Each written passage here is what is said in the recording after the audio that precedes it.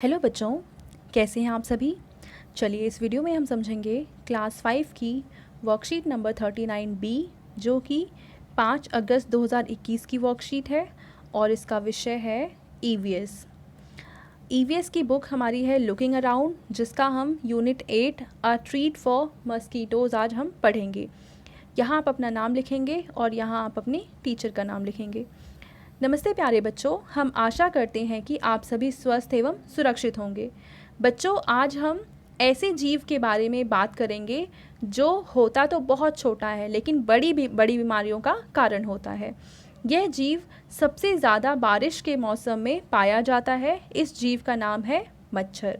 जैसा कि आप जानते हो कि बरसात का मौसम चल रहा है, ऐसे में हमें मच्छरों से होने वाली बीमारियों से सावधान रहना चाहिए। लेकिन बच्चों, आइए उससे पहले हम मच्छर के बारे में कुछ जानकारियाँ प्राप्त करते हैं। तो पहला यहाँ पे क्या दे रखा है, मच्छर के बारे में क्या क्या हम पता करेंगे। नीचे एक कविता के माध्यम से मच्छर के जीवन चक्र को समझाया गया है और चित्र में भी दर्शाया गया है। ये है चित्र और ये है कविता। कविता की सहायता से मच्छर के जीवन चक्र के विभिन्न चरणों को क्रमानुसार अपनी कॉपी में लिखिए। तो सबसे पहले हम कविता पढ़ते हैं। सबसे पहले अंडा आता, जीवन मेरा शुरू हो जाता। धीरे धीरे लार्वा बन जाऊं, अगली सीढ़ी पर मैं कदम बढ़ाऊं। लार्वा से प्यूपा बन जाता, नहीं किसी के पकड़ में आता। जैसे ही मैं बड़ा यानी कि वयस्क हो जाऊं, डंक मारकर दावत मनाऊं। फिर बारिश का मौसम आता, सब घर में मैं बस जाता। तो इस तरीके से देखो, पहले क्या होता है, मच्छर पहले अंडे देता है, फिर अंडा थोड़ा बड़ा होता है, वो लार्वा बन जाता है, फिर लार्वा से ये प्यूपा में बदलता है और प्यूपा से ये बड़ा हो जाता है यानी कि वयस्क मच्छर बन जाता है। ठीक है, तो देखो पहला यहाँ पे क्या है, अंडा। दूसरा, जब अंडा थोड़ा बड़ा होता है तब क्या बनता है, लार्वा। तो दूसरा है लार्वा। तीसरा, लार्वा जब थोड़ा और बड़ा होता है तब बनता है प्यूपा और प्यूपा के बाद बन जाता है वयस्क मच्छर, वयस्क या बड़ा मच्छर। ठीक है, पहला प्रश्न हो गया पूरा। अब हम देखते हैं दूसरा प्रश्न। दूसरा प्रश्न क्या रखा है, बच्चों जैसा कि आप मच्छर के जीवन के बारे में जान चुके हैं, अब हम यह जानेंगे कि आकार में छोटे से दिखने वाले मच्छर के शरीर में कौन कौन से अंग होते हैं। नीचे दिए गए चित्र और संकेत बॉक्स की सहायता से मच्छर के विभिन्न अंगों को दर्शाइए और क्रमानुसार अपनी कॉपी में लिखिए। तो ये है चित्र और ये है संकेत बॉक्स। देखो नंबर 1 पे क्या है, नंबर 1 पे है एंटीना। ठीक है, नंबर 2 यहाँ पे क्या नज़र आ रहा है, नंबर 2 पे है, क्या इसका पैर है, नहीं। इसकी आँख है, हाँ, तो यहाँ पे हमें इसकी छोटी सी आँखें नज़र आ रही हैं, तो नंबर 2 पे है आँख।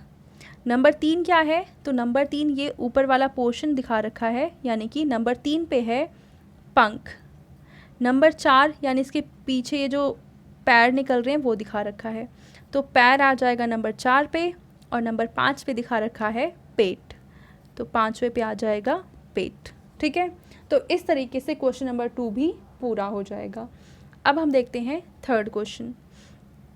प्यारे बच्चों, मच्छर साफ पानी में भी पनपते हैं, इसलिए बारिश के मौसम में हमें विशेष कर ध्यान रखना चाहिए कि हम अपने घर एवं आसपास की जगह को साफ रखें और बारिश का पानी कहीं एकत्र ना होने दें, क्योंकि कहीं पे भी बारिश का पानी अगर इकट्ठा हो जाएगा तो वहाँ पर मच्छर अपने आप ही पैदा हो जाते हैं। तो हमें हमेशा ध्यान रखना है कि पानी को ऐसे कहीं पे भी खुले में ना फैलने दें। ठीक है, नीचे दिए गए चित्रों के माध्यम से पानी को एकत्र होने और मच्छरों को पैदा होने से रोकने के लिए कुछ उपाय दिए गए हैं।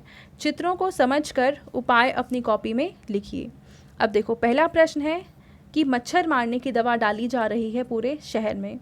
दूसरा, टायर या कोई भी दूसरा बर्तन जिसमें पानी इकट्ठा हो सकता है उसको आप सुखा कर रख देंगे जिससे उसमें पानी इकट्ठा ना हो। तीसरा है, अगर हमारे घर के अंदर मच्छर हैं तो हमें मच्छर मारने वाली दवा घर में डालनी चाहिए।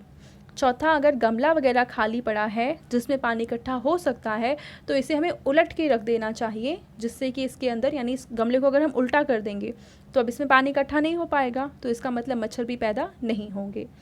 पांचवा है, अगर किसी बर्तन में हमने पानी रखा हुआ है तो उस बर्तन को हमें ढक कर रखना चाहिए। ढके हुए पानी में मच्छर पैदा नहीं होते हैं। इसके अलावा अगर कोई जैसे तालाब वगैरह है या कोई ऐसा गड्ढा है जहाँ पे पानी इकट्ठा है, अगर हम उसको खाली कर सकते हैं तब तो अच्छी बात है, लेकिन अगर नहीं कर सकते हैं, जैसे तालाब वगैरह है हमारे घर के आसपास, तो उसमें हम थोड़ा सा मिट्टी का तेल डाल सकते हैं जिससे वो सुरक्षित रहे, उसमें जो मच्छर है वो अंडे ना दे पाए, ठीक है। और इस तरीके से वहाँ पे मच्छर भी पैदा नहीं होंगे। आपके पेरेंट्स के लिए सुझाव है कि मच्छरों के कारण होने वाली बीमारियों एवं उपाय के बारे में बच्चों को और जानकारी उपलब्ध कराएं। तो आप अपने पेरेंट्स से बातचीत करें और जानने की कोशिश करें कि मच्छर के काटने से हमें कौन कौन सी बीमारियां हो सकती हैं और अगर हमें उनसे बचना है तो क्या क्या करना होगा। आई होप ये वर्कशीट आपको अच्छे से समझ में आई होगी। Thank you.